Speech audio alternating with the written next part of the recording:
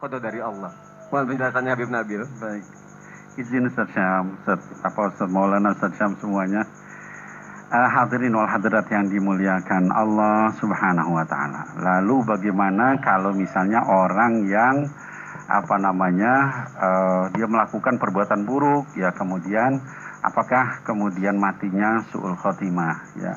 Kemudian saya ingin menyampaikan, hadirin wal hadirat yang dimuliakan Allah, ada satu hadis riwayat Bukhari dan Muslim dalam sahih keduanya, ya, dikatakan, kata baginda Rasul SAW, "Fawalladzi la ilaha ghairuhu inna ahadakum la ya'malu bi'amali ahlil jannati hatta ma yakunu bainahu wa bainaha illa dira' fayasbiqu alaihi alkitab fayamalu bi'amali ahlin nari fayadkhuluha."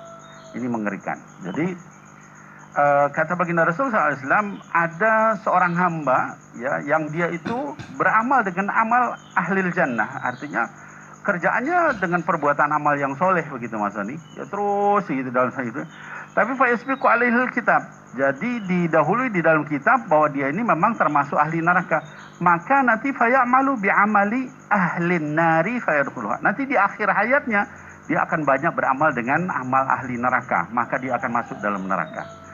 Kebalikannya, ada yang kata baginda Rasul SAW, wa inna ahadakum, ada satu orang hamba juga yang lain, fayamalu bi'amali ahli an-nari, ya, hatta ma yakunu bainahu wa bainaha illa dira' fayasbiqu alaihi al-kitab fayamalu bi'amali ahli al-jannati fayadkhuluha. Ada juga orang yang lain kebalikannya. Jadi dia beramal dengan amal ahli neraka, ya.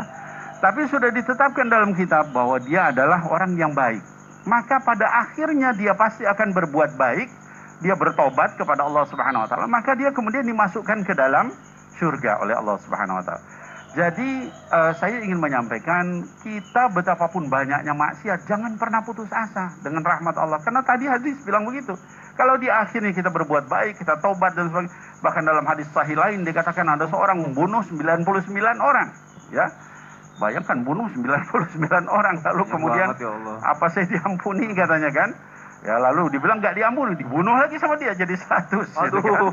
Akhirnya terus disampaikan satu orang, lalu kata orang itu, diampuni asal kamu pergi ke satu daerah yang jauh dari tempat kamu. Maka dia pergi, tengah jalan dia meninggal, tapi kemudian sama Allah Subhanahu wa taala diridhoi, dia masuk surga. Jadi jangan pernah putus asa, ya, dengan amal kita. Jadi itu yang harus kita jaga, ya, dari hadirin wal hadirat, anak-anakku sekalian, karena takdir. Yang kedua, ikhtiar jalan terus, ya. Jadi jangan, wah, saya takdirnya begini, emang ente tahu takdirnya kayak apa, ya, kita nggak tahu, ya.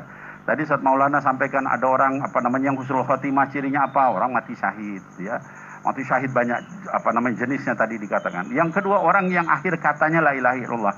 Man akhir kalamuhu la ilaha illallah dakhalal jannah. Barang siapa yang akhir hidupnya mengucap la ilaha illallah, dia masuk surga, kata baginda Rasulullah SAW. Yang ketiga adalah orang meninggal hari Jumat, malam Jumat. Yang keempat, orang yang meninggal sedang dalam keadaan amal soleh. Dia lagi sholat meninggal, lagi sedekah meninggal, ya, lagi misalnya baca Quran meninggal. Nah, lalu apa cirinya orang su'ul khatimah? Mati dalam keadaan syirik, mati dalam keadaan munafik, mati ke dalam keadaan besar, itu mengakibatkan su'ul khatimah. Demikian Mas Ani. Berarti yang Habib jelaskan, dia jamaah ada di rumah, ya, mungkin kalau sebanyak apapun keburukan yang sudah kita lakukan,